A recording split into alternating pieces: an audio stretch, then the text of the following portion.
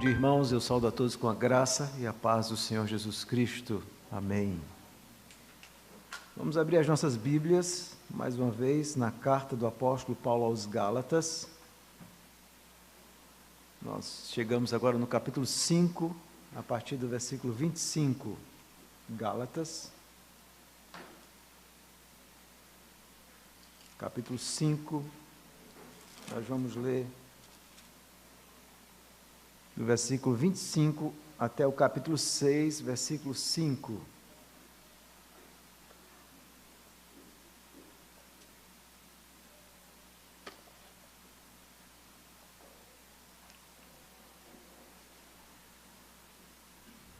A palavra de Deus nos diz: se vivemos no Espírito, andemos também no Espírito.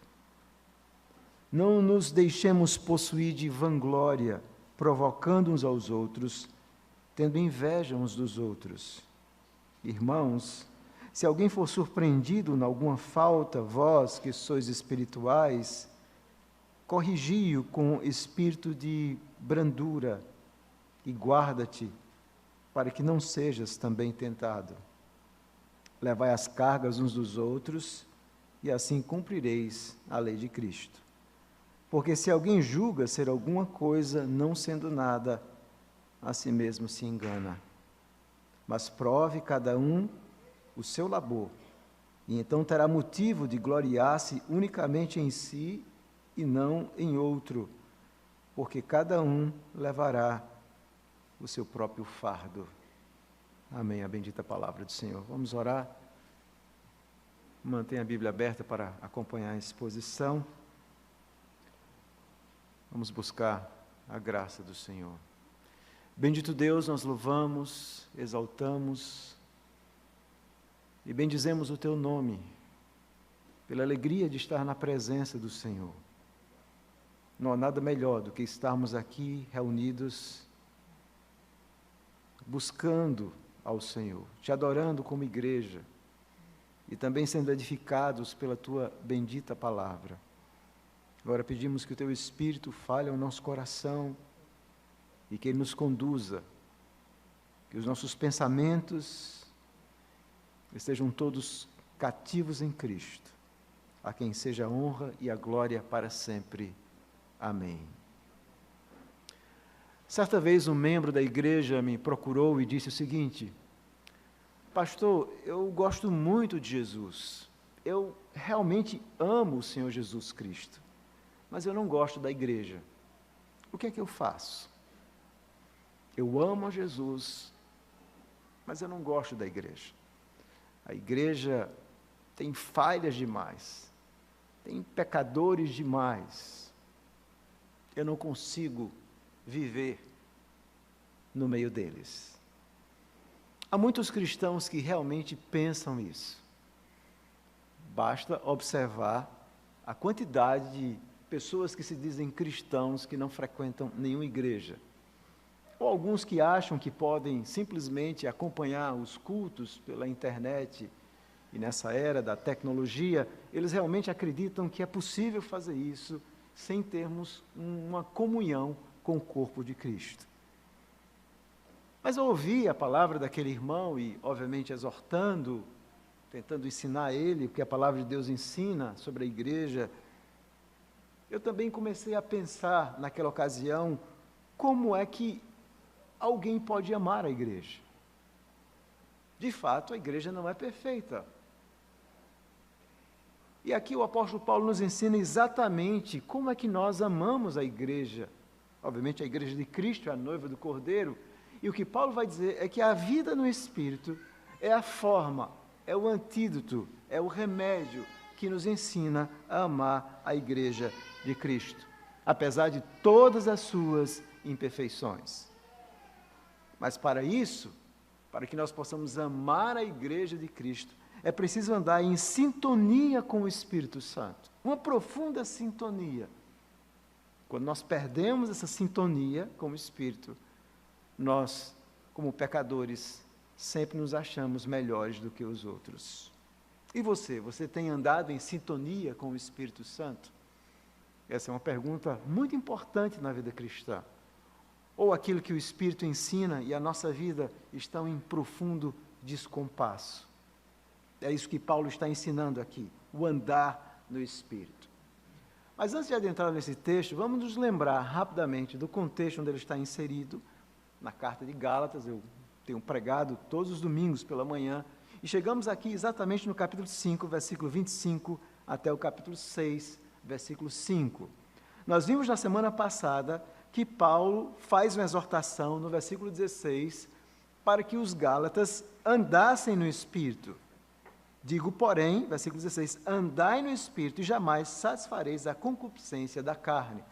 E Paulo, então, exorta aquela igreja que estava enfrentando várias dificuldades, inclusive doutrinárias, teológicas, e Paulo, então, exorta aquela igreja para que eles, então, andassem no Espírito. Paulo, então, vai contrastar entre as obras da carne, próprias de um coração pecador, e ele, então, vai elencar, nos versos 19 até os versos 21, as muitas obras da carne, e no versículo 22, então, ele vai falar a respeito desse fruto do Espírito, esse fruto glorioso que o Espírito produz na vida de verdadeiros cristãos. E Paulo, então, lembra que nós, quando fomos transformados pelo Espírito, nós, então, tivemos a nossa vida crucificada com Ele lá na cruz do Calvário. Nós morremos lá na cruz do Calvário. E agora, no versículo 25, Paulo, então, continua o seu argumento com uma condicional: se vivemos no Espírito, andemos também no Espírito. Agora, a partir do versículo 25, e usando essa condicional se, Paulo, então, está chamando os gálatas, e o objetivo dele é mostrar quais são as implicações desse andar no Espírito. O que é esse andar no Espírito? Se você diz que anda no Espírito, o que é esse andar no Espírito? Então, nessa nova sessão, Paulo começa explicando isso.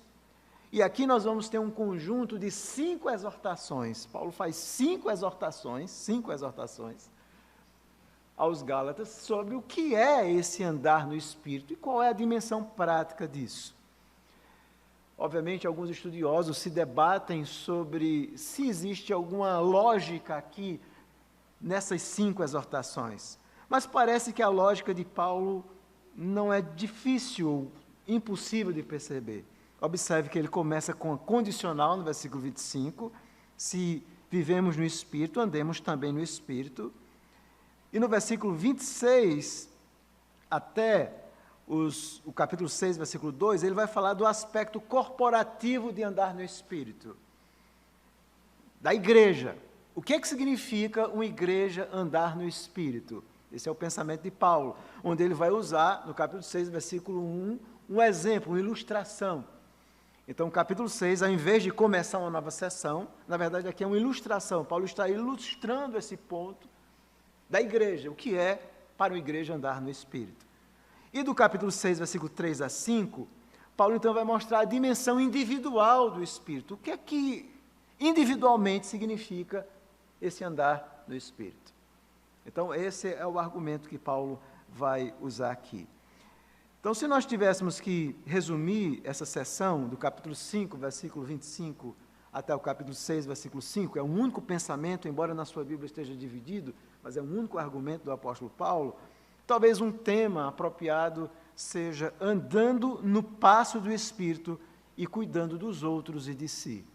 Andando no passo do Espírito e cuidando dos outros e de si. Há 3 ideias aqui. Em primeiro lugar, no versículo 25, Paulo estabelece a base desse argumento. Ele vai falar a respeito da vida de sintonia com o Espírito Santo. Andar no Espírito é andar em sintonia com o Espírito Santo. No versículo 26, até o capítulo 6, versículo 2, ele vai falar do aspecto corporativo de andar no Espírito, da igreja, que é isso.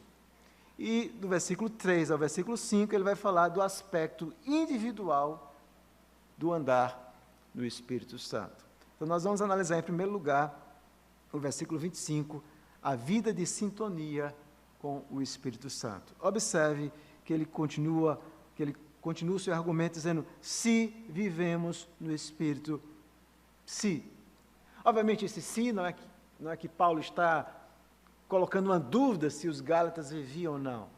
O objetivo do apóstolo Paulo é mostrar a implicação prática do que é andar no Espírito.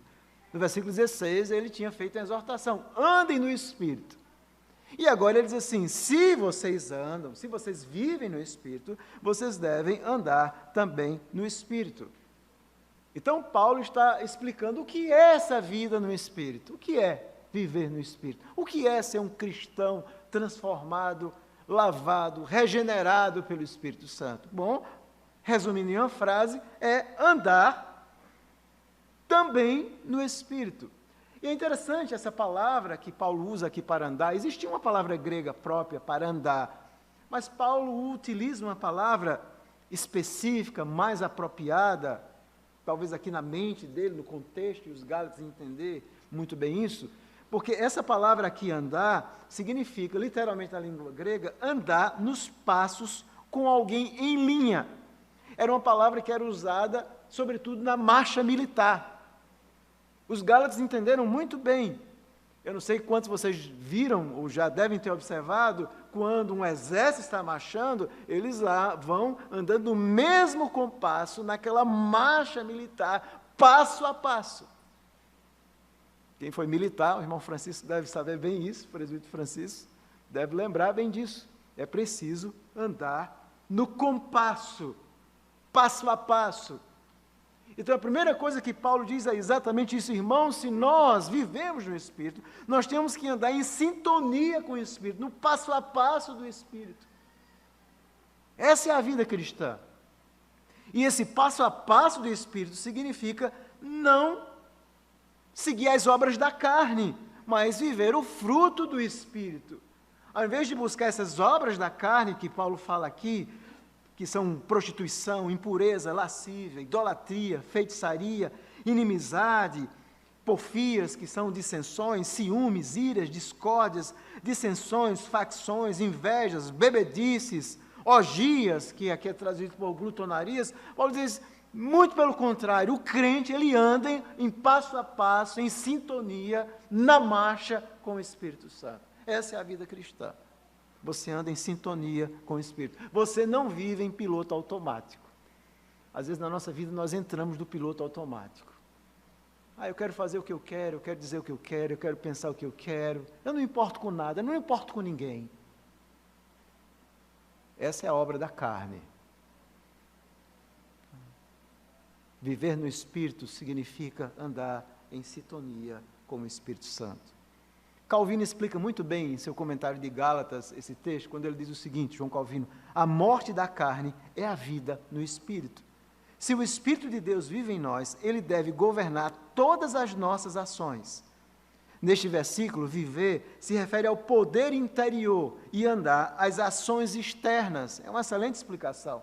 Calvino, como sempre, é muito profundo, então ele vai dizer assim, isso significa que andar no Espírito significa mortificar esses desejos da carne. Você vai matando a carne, vai então almejando esse fruto do Espírito na sua vida. Que fruto é esse?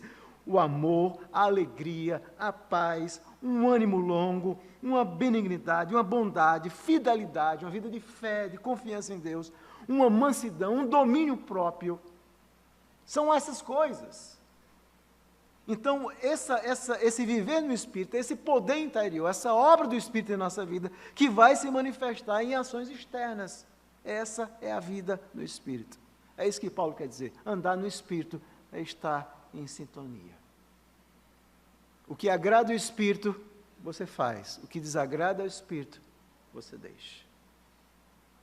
Eu quero falar, dizer, pensar o que agrada ao Espírito que habita em mim. Isso é vida cristã. Isso é ser um cristão de verdade. Andar em sintonia com o Espírito. E a partir do versículo 26, Paulo então agora vai falar do aspecto corporativo. Veja o versículo 26, diz assim, não nos deixemos possuir de vanglória. Não nos tornemos, uma tradução literal, cheios de vanglória. E o que é essa vanglória aqui? A palavra vanglória que Paulo usa aqui é a palavra para alguém pretensioso, convencido, orgulhoso, alguém que se acha melhor do que os outros. Quando nós vivemos cheios do Espírito, observe, a forma plural. Não nos deixemos, ele está falando para a igreja. O grande perigo na vida de uma igreja, Paulo está dizendo, é o sinal mais claro de descompasso de uma igreja do Espírito, é quando os membros, ou alguns deles, se enchem de vanglória, de orgulho, de pretensão, quando eles se acham melhores do que os outros. Então, quando você se acha melhor do que os seus irmãos, isso é um sinal de que essa presunção já chegou no seu coração. E Paulo diz assim, não deixe-se possuir de orgulho, de jactância. Não seja convencido, não se ache melhor do que os demais. E ele continua dizendo, provocando uns aos outros, tendo inveja uns dos outros. E essa palavra provocar que Paulo usa aqui também era muito usado naqueles desafios mútuos de combate, de competição, quando alguém estava provocando o seu oponente.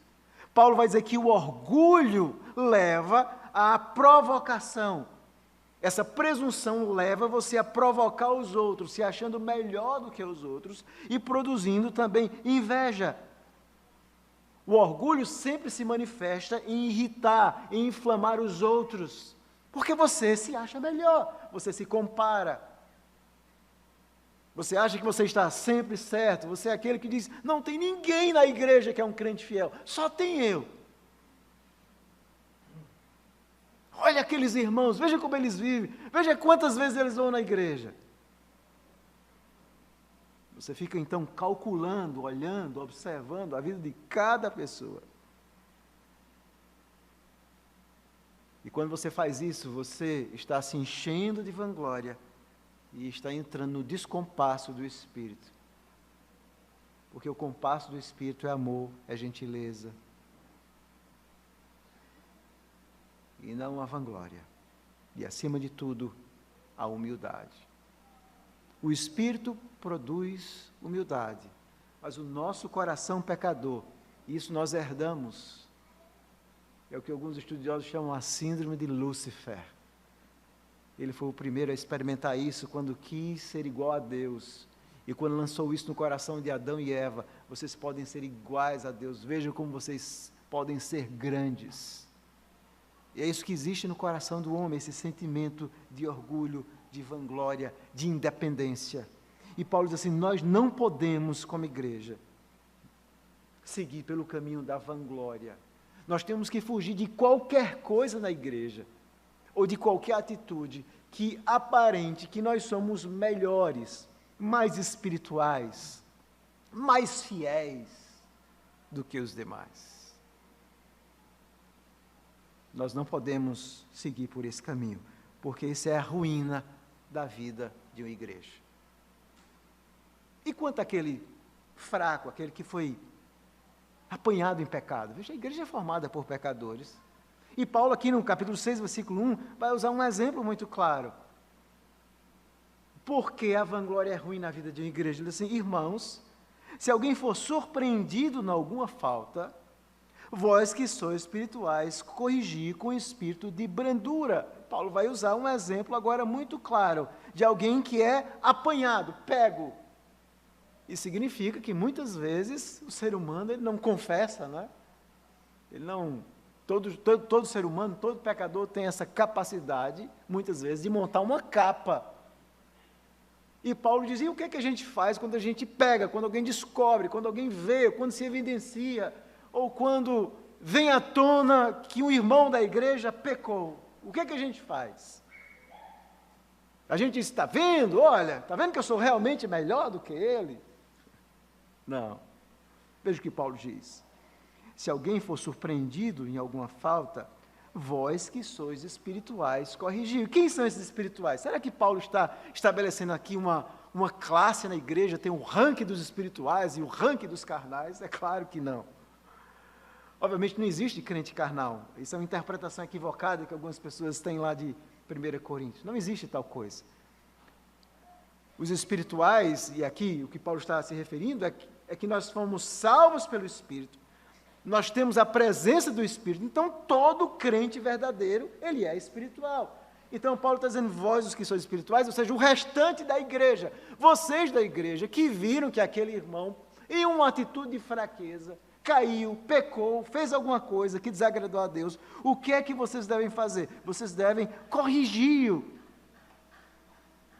A função nossa é corrigi-lo, e a palavra corrigir aqui era usada, ela aparece algumas vezes no Antigo Testamento, na Septuaginta, talvez uma tradução bem literal, seria a ideia de restaurar. Vocês restaurem. Essa palavra, por exemplo, era usada para restaurar os muros, aparece lá em Esdras, capítulo 4, versículo 12 e 13, ou para consertar aquelas redes de pesca, lá em Mateus 4, 25, a ideia de restaurar algo que não está bom, está quebrado.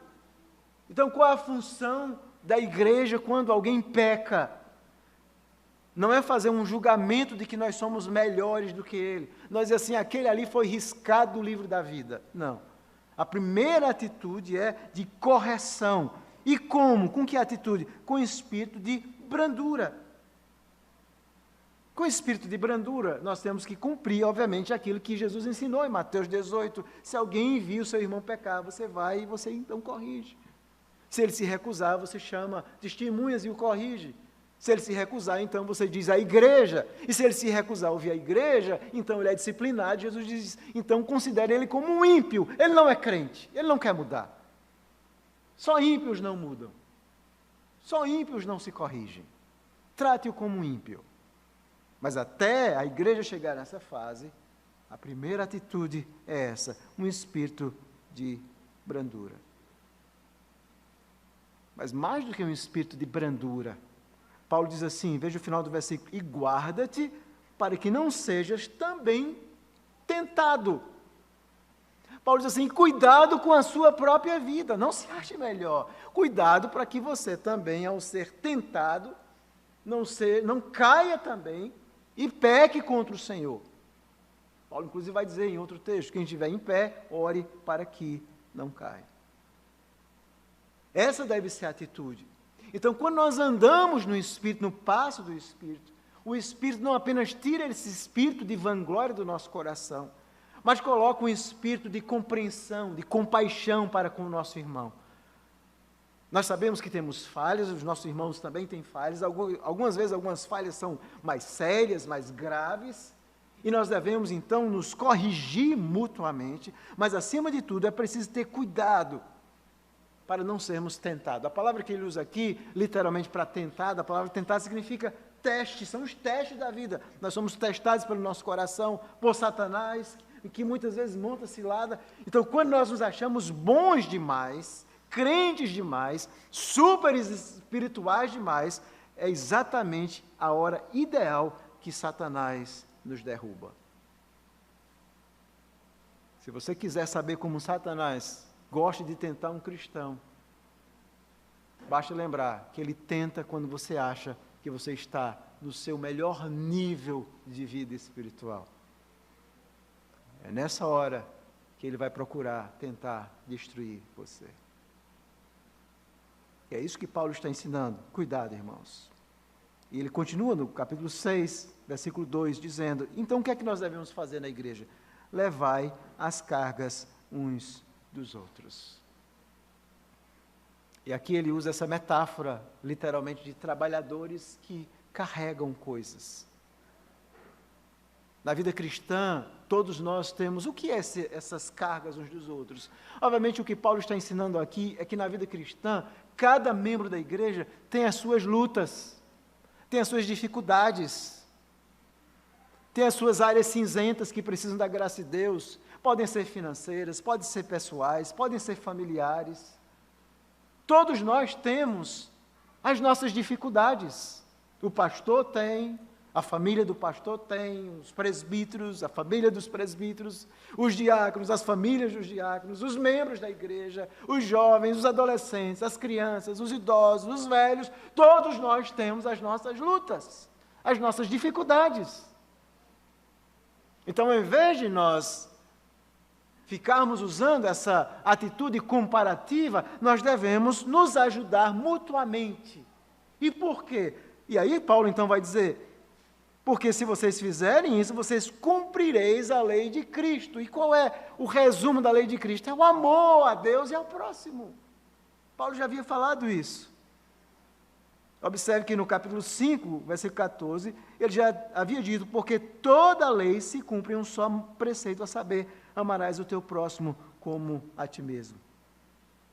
Então, quando você tem uma atitude de compaixão, de misericórdia para com as pessoas, ao invés de ter um caderninho que risca ela da sua vida, pessoas que foram salvas por Cristo, incluídas na igreja, quando você tem essa atitude de levar as cargas uns dos outros, aí sim nós estamos compreendendo o que é amor cristão. O amor cristão não tem a ver amar com quem nos ama. O amor verdadeiro é uma ordenança que nos leva a amar muitas pessoas que muitas vezes não merecem o nosso amor. Isso é o cristianismo.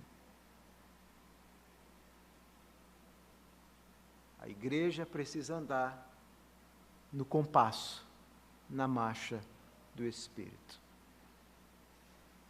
Sem vanglória, sem provocar uns aos outros, sem alguém ter inveja uns dos outros, corrigindo com brandura,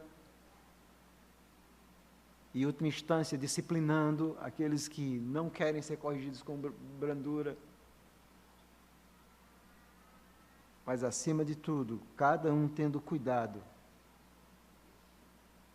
para não ser melhor do que os outros, mas, pelo contrário, levando as cargas uns dos outros. A partir do versículo 3, Paulo então vai falar do aspecto individual desse andar cristão. Veja o que ele diz: porque se alguém julga ser alguma coisa, não sendo nada, a si mesmo se engana. Paulo agora vai focar especificamente no aspecto individual. Obviamente as duas coisas estão relacionadas. Mas Paulo diz, se alguém se acha alguma coisa, você realmente se acha grande? Você se acha o poderoso, o irmão de oração da igreja, o incorruptível? É essa visão que você tem de você mesmo? O legalista que aponta para todo mundo? Então esse é um conselho para você. Se alguém se julga ser alguma coisa, não sendo nada, a si mesmo se engana. Nós somos pecadores, irmãos. E essa deve ser a nossa atitude. Nós somos salvos exclusivamente pela graça de Deus. E essa graça nos torna humildes. Nos torna humildes. Os crentes são responsáveis perante Deus individualmente pelas suas vidas. Então, é como se Paulo estivesse dizendo, olha, antes de você buscar a vanglória, inclusive dentro da igreja, lembre de quem você é, de fato. Nós não somos nada. O que Paulo está dizendo não é que o homem não vale nada. Existe também um aspecto equivocado da doutrina reformada da depravação total. O homem foi criado à imagem e semelhança de Deus. O homem é capaz de fazer coisas gloriosas com a graça de Cristo. Então, nós não devemos ter sempre uma visão totalmente negativa do homem, das suas capacidades. Não é isso que a fé reformada ensina, nem a verdade bíblica, sobretudo, ensina. O que a fé reformada e a Bíblia ensina é uma visão realista do homem. Esse homem que foi criado à imagem e semelhança de Deus, que tem enormes capacidades de fazer coisas belas, de mostrar atos de bravura, atos de amor, atos de coragem, que mudam muitas vezes a história. Esse homem também é um terrível pecador. Esse homem é tendente ao orgulho, à prepotência. E esse homem ele tem essa síndrome no seu coração do orgulho. E o remédio para isso é a obra do Espírito, lembrando de que nós não somos nada por nós mesmos. Esse é o ensinamento bíblico. E é isso que Paulo está dizendo. E no versículo 4 ele continua dizendo, mas prove cada um o seu labor, e então terá motivo de gloriar-se unicamente em si e não em outro. Parece um contrassenso o que Paulo está dizendo aqui, literalmente. Parece que ele está se contradizendo. Porque Paulo diz assim, então o que é que a gente faz? Cada um prove o seu labor, o seu trabalho. Ao invés de você estar preocupado com os outros, Paulo diz assim, teste, essa palavra prova literalmente é teste. Faça um teste sobre o que você está fazendo. Faça uma análise sobre a sua própria vida. Ao invés de ficar olhando a vida de todo mundo na igreja, olhe para você mesmo. Como está a sua vida com Deus? Como é que está a sua vida cristã? Como é que está a sua vida de leitura, de oração, de fidelidade ao Senhor? Olhe a sua própria vida. Olhe como você está agindo, como você está vivendo, como você está trabalhando. Labor é trabalho para a glória de Deus. Como é que você está vivendo? Teste a si mesmo. Faça um teste. Faça um autoexame. É uma coisa que nós não gostamos de fazer. Nós não gostamos de nos autoexaminar. Porque nós sempre nos achamos melhores do que realmente nós somos. Mas não é aquele autoexame onde você faz à luz da sua própria consciência. Não, é o autoexame à luz da palavra de Deus. Prove cada um. E então, por que eu disse que parece um contrassenso do que Paulo diz? Porque veja o restante. E então você terá motivo de gabar-se. Paulo vinha falando contra a vanglória. Então, como é que nós fazemos, então, esse teste, esse autoexame? Então, nós temos motivo de nos... A palavra gloriar, literalmente, é gabar-se. Então, como é que eu tenho motivo de me gabar em alguma coisa, unicamente em si e não em outro? Possivelmente, Paulo está pensando aqui, sobretudo, nesse aspecto escatológico. Um dia, quando nós chegarmos diante do Senhor, nós vamos ter algo para nos alegrar com aquilo que Deus fez através de nós, com a nossa fidelidade. Então, se você examinar a sua própria vida e você for alguém focado em agradar realmente a Deus, um dia você vai ter uma razão para realmente se alegrar. Que apesar de você ser um pecador, Deus, com a sua graça, o Espírito lhe ajudou e você conseguiu ser fiel. Você, apesar de ser tão pequeno aos olhos de Deus, você conseguiu fazer coisas, e aí você vai ter motivo para se gabar sobre a sua própria vida, sobre a sua própria fidelidade. E ele então vai concluir o seu argumento dizendo, porque cada um levará o seu próprio fardo. Paulo diz assim, nós temos que carregar as cargas uns dos outros, mas cada um tem que carregar o seu. E aqui essa forma futura possivelmente indica que Paulo está pensando naquele dia quando nós chegarmos diante de Cristo. Então, com a graça de Cristo, todos nós temos o fardo e a carga que nós vamos carregar. E com a graça do Senhor Jesus Cristo, esse fardo será leve. Bendito seja Ele por isso. Porque o jugo dele é sempre leve.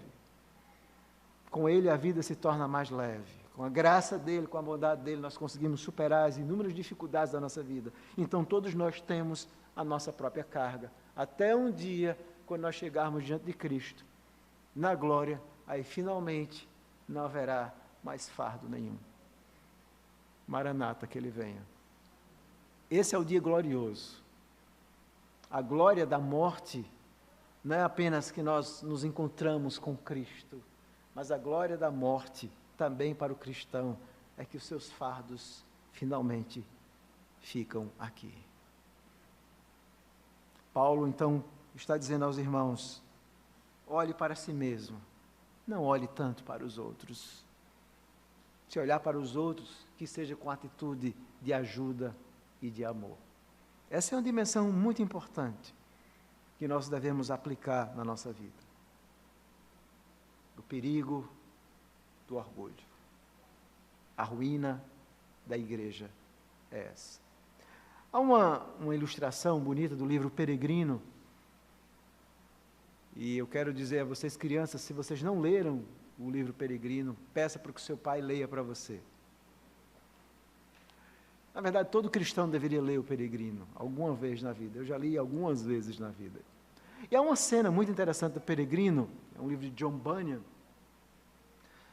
é um livro onde ele mostra a história de alguém chamado cristão que sai da cidade da destruição, da cidade da vanglória e vai para Jerusalém celestial, na sua luta diária com terríveis inimigos. E há um momento da luta de cristão que ele se encontra com Apolion, um demônio, que coloca no caminho dele. E Apolion então diz o seguinte a cristão, você já foi infiel no seu serviço a Ele, você já foi infiel no serviço de Cristo. Como então espera receber um prêmio? Como é que você espera receber uma recompensa de Cristo se você já foi infiel? E Cristão então pergunta a Apolion, e como Apolion eu fui infiel a ele? Como é que eu fui infiel a Cristo? E Apolion então começa a lembrar todos os pecados da caminhada de cristão. Você desfaleceu logo no início, quando quase se afogou no pântano do desânimo, tomou caminhos errados para se livrar do seu fardo, querendo um fardo mais leve, quando devia ter tolerado até que seu príncipe lhe aliviasse a carga.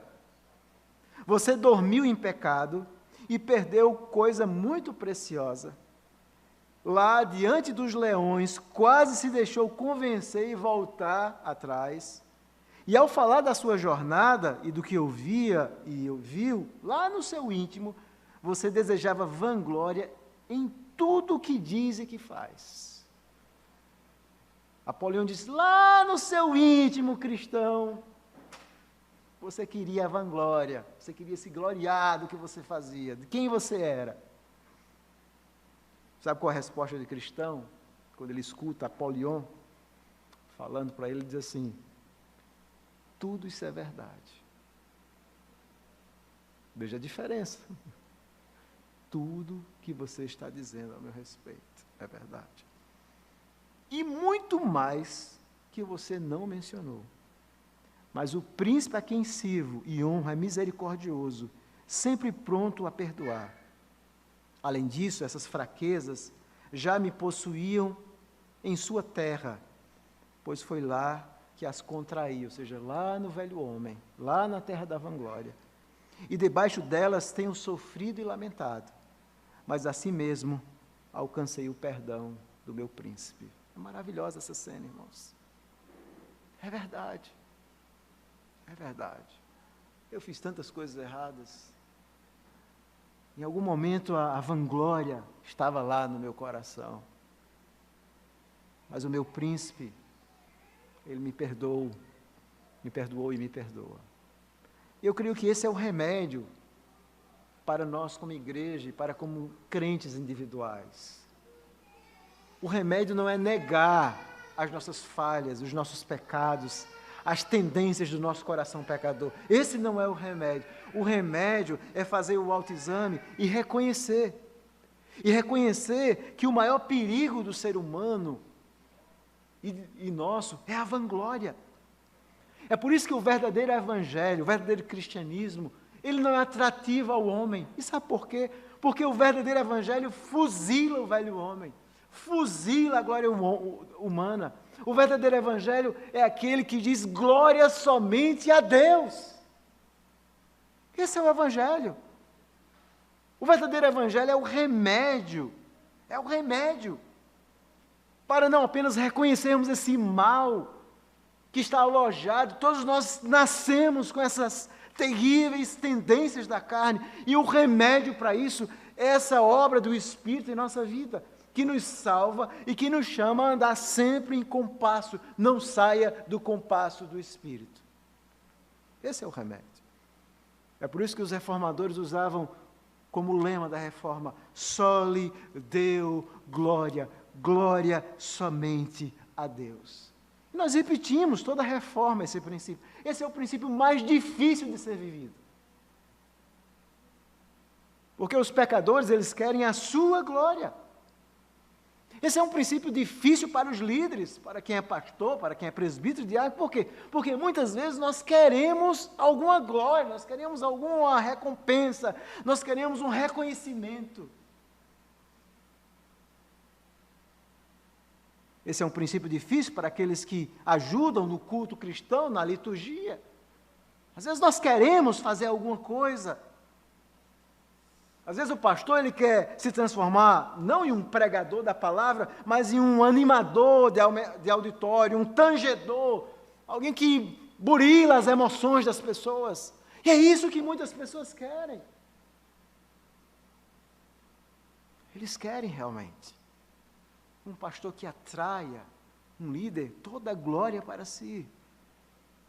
Alguém que faça com que você faça alguma coisa. Alguém que tenha, como as pessoas dizem, uma emoção. Mas deixe-me dizer uma coisa importante para você. Se você precisar de um pastor para fazer alguma coisa pela Igreja de Cristo, é porque você tem uma visão completamente errada do que é servir a Cristo. Nós não precisamos disso. E às vezes nós vamos nos acostumando como se isso, não, nós temos que ser mais enfáticos, porque se nós não enfatizarmos, as pessoas não fazem. Bom, então eles estão fazendo pela minha ênfase, é isso? Se eu não for enfático, as pessoas não vão fazer. Se elas estão fazendo pela minha ênfase, há alguma coisa muito errada na forma como elas estão vivendo. E nós temos que ter muito cuidado, porque nós muitas vezes vamos nutrindo esse evangelho da glória humana.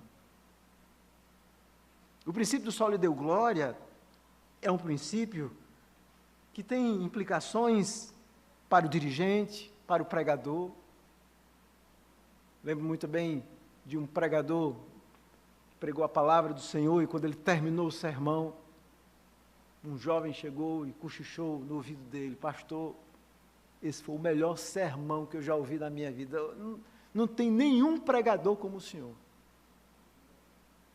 E ele então cochichou no ouvido desse irmão: irmão, Satanás me disse a mesma coisa quando eu terminei o sermão. Disse mesmo. Você é grande, não tem ninguém como você. O sol lhe deu glória, é o remédio. Esse é um princípio importante para os músicos. É por isso que na nossa igreja nós não temos, e não devemos ter, os músicos que fazem um culto dentro do culto, que pregam, que exortam. Esse não é o princípio. Esse não é o objetivo. O objetivo é conduzir para que a igreja adore a Deus. Ninguém deve chamar atenção em um culto a Deus. Nem o pastor, nem os músicos, nem aquele guitarrista que faz coisas estrambóticas, porque nós somos guiados por essa verdade. Só lhe deu glória. A glória somente a Deus. Esse é o princípio importante para aqueles que trabalham nas sociedades internas, aqueles que têm cargos na igreja. E que quantas vezes nós ficamos buscando, ou às vezes frustrados em busca de algum reconhecimento. Eu fiz tanto, trabalhei tanto, e o pastor não lembrou de falar o meu nome. Ninguém lembra do meu nome. Eu vou para a reunião da sociedade interna e ninguém me convida nem para fazer uma oração silenciosa. Esse é o pensamento. Nós não somos chamados para isso, irmãos. Isso não é evangelho. Nós somos chamados para viver o sol lhe deu glória. Não devemos nos encher da vanglória. A igreja fiel, outro princípio importante, não é aquela sem pecadores, não. A igreja é para pecador. Jesus disse: eu não vim buscar os bons, eu vim buscar os doentes. A igreja é um lugar de doentes, é um hospital mesmo. E a igreja fiel não é aquela sem pecador, porque no dia que você entrasse nela, já teria o primeiro, que era você. A igreja não é isso, mas a igreja é aquela onde pecadores são ajudados, pastoreados, com brandura, com disciplina, e até que deem provas de que não são crentes, que sejam excluídos. Mas esse é o princípio. Outro princípio importante que nós aprendemos é que na igreja nós somos chamados a cuidar uns dos outros. Todos nós temos as nossas lutas. É por isso que nós não podemos nos isolar, porque quando nós nos isolamos, nós perdemos a conexão para a qual Deus nos criou. Nós não fomos criados para a solidão. Deus não nos criou assim. Deus nos criou para sermos seres comunitários, para vivermos dentro da igreja. É lá onde você tem que amar muitas pessoas que às vezes o seu coração pecador não quer amar. É lá que você vai ter que aprender a respeitar, a ser humilde, a ver que tem pessoas que talvez intelectualmente não sejam tão inteligentes quanto você, mas espiritualmente estão muito, muito mais avançadas do que você. A igreja é isso. E nós somos chamados a cuidar uns dos outros. A igreja não é ir para a igreja dia de domingo. Isso não é igreja. Igreja é quando nós nos tornamos uma família, que cuidamos uns dos outros. Mas há um princípio também importante que eu quero concluir, é que na vida cristã nós devemos manter sempre esse equilíbrio entre comunidade e individualidade. Nós devemos viver para a igreja e trabalhar na igreja, mas nós não podemos perder esse princípio da individualidade. Nós não podemos perder esse princípio de que nós, cada um, nós temos que fazer, porque nós vamos prestar contas a Deus da nossa vida. Se a gente perder esse princípio, nós deixamos de fazer muita coisa. Eu fui, mas não tinha ninguém. E que importa? O importa é que eu fui, o importa é que eu fiz. O importa é que eu vou prestar contas a Deus do que eu estou fazendo. É claro que eu gostaria que tivesse muito mais irmãos juntos comigo, trabalhando, orando, evangelizando, mas isso não é o fundamental. Esse é um princípio importante, esse equilíbrio entre o coletivismo e o individualismo. Outro princípio importante que nós aprendemos aqui é que o autoexame, ele é fundamental na vida de uma igreja. É fundamental. Se nós, como crentes, perdemos essa perspectiva, primeiro, como igreja, de nos autoexaminar individualmente como crentes, nós perdemos a essência do que é a vida cristã. Porque a vida cristã é isso, é autoexame diário, constante. Igreja reformada sempre se reformando, mas não é criando coisa nova, como algumas pessoas imaginam. É sempre retornando às Escrituras, olhando, será que estamos vivendo como igreja e como crentes, como famílias, de fato, como o Senhor ordena em sua palavra? Essa é a pergunta fundamental. E a última aplicação que eu gostaria de fazer nessa manhã é que a vida cristã é um constante chamado à comunhão com o Espírito Santo. Veja, o Espírito nos salvou. Então, quando terça-feira nós estamos estudando sobre o Espírito Santo, eu vejo tão poucas pessoas vindo aprender, nós estamos estudando sobre a pessoa do Espírito Santo, a pessoa mais importante que você deveria conhecer na sua vida, o melhor companheiro que você tem na sua vida cristã, é aquele que você menos conhece. E muitos crentes não têm nem interesse em entender o Espírito Santo. O que é que ele faz? Qual é a obra dele? Como é que ele me ajuda? Você não conhece o seu maior amigo.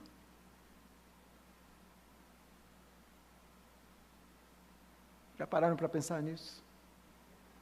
E o Espírito Santo, nós temos que conhecê-lo, nós temos que nos encher da sua presença, nós temos que evitar entristecê-lo, e nós temos que nutrir diariamente uma comunhão profunda com ele. Andando passo a passo com ele, até quando o Senhor Jesus voltar. Isso significa ser cristão de verdade. Eu quero concluir com uma frase de Johannes Brahms, um reformador, um contemporâneo da época dos reformadores, pouco conhecido. Ele comentando esse texto, ele diz o seguinte: somos todos tijolos do mesmo bloco. O que acontece a uma pessoa hoje pode facilmente acontecer a nós amanhã. Se continuarmos em uma vida honesta, não é por causa de nossas próprias forças, mas graças à misericórdia de Deus. Se Deus nos deixasse por conta própria, nossa queda seria muito pior do que a do nosso vizinho. Todos nós somos tijolos. O bloco é igual. Todos nós somos pecadores. E se nós temos alguma vitória em nossa vida cristã, se nós temos progredido, é tão somente graças ao Espírito. E é esse pensamento que nós devemos ter, para não nos enchermos de vanglória. Se eu faço alguma coisa, se eu prego, se eu canto, se eu frequento a igreja, se eu trabalho na igreja, quem sou eu, um pecador, para fazer isso pela igreja de Cristo? Se eu estou fazendo isso, é tão somente graças à bondade do Espírito. Se eu estou vencendo o pecado, é graças ao Espírito. Se eu fugi da tentação, foi graças ao Espírito. Se eu me arrependi depois de ter pecado, foi graças ao Espírito. Se eu não me desvio dos caminhos do Senhor, é graças ao Espírito. E é por isso que eu preciso cultivar a comunhão com o Espírito. Que Deus nos ajude, irmãos, a vivermos assim. Vamos orar. Bendito Deus, louvado e exaltado seja o teu nome. Obrigado pela tua palavra que tanto nos ensina. Obrigado porque ela sempre nos redireciona para a posição correta em nossa vida.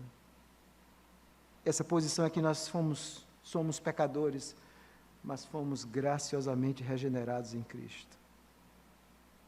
Mas nós morremos ali, naquele dia que o Espírito nos salvou, para que nós não possamos viver como nós queremos.